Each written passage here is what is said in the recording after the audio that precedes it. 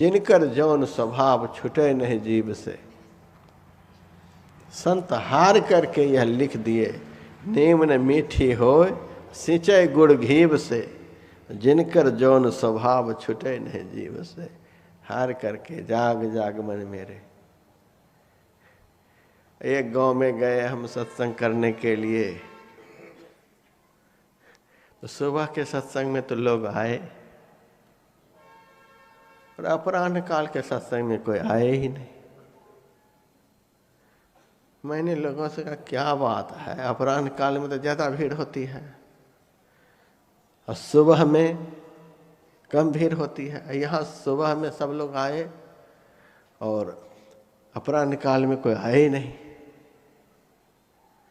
तब वहाँ के लोगों ने कहा हम लोग पुराने सत्संगी हैं, गुरु महाराज की वाणी पर अमल करते हैं, गुरु महाराज की वाणी पर ही हम लोग दिन रात चलते हैं। गुरु महाराज ने कब कहा कि अपराह्न काल में सत्संग नहीं करो? कहा नहीं, आप पढ़े नहीं है पदावली को, आप नहीं पढ़े हैं, पदावली में लिखा हुआ है।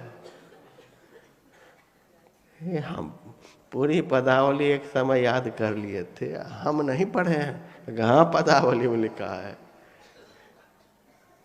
दृढ़ प्रतीत प्रीति कर गुरु से, कर सत्संग सवेरे।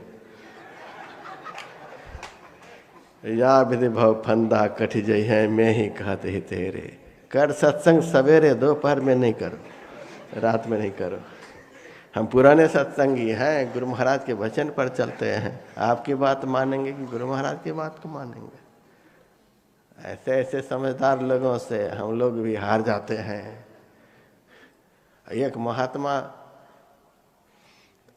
चंदे का रसीद लेकर के मेरे पास आया। अरे महात्मा होकर के ये धंधा कहाँ से शुरू किया है? पैसे कमाने के लिए दूसरा कोई उपाय नहीं सुझाए, साधु बनकर के पैसे कमाने का धंधा। गुरु महाराज ने सत्संग योग में लिखा है ये धंधा।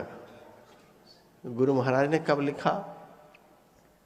आप पढ़े नहीं है सत्संग योग? सत्संग योग में लिखा हुआ है। कहाँ लिखा हुआ? सत्संग योग दूसरा भाग में राधा स्वामी साहब का वचन है, जैसे बने तैसे करो कमाई, अधर चरणन विश्वास।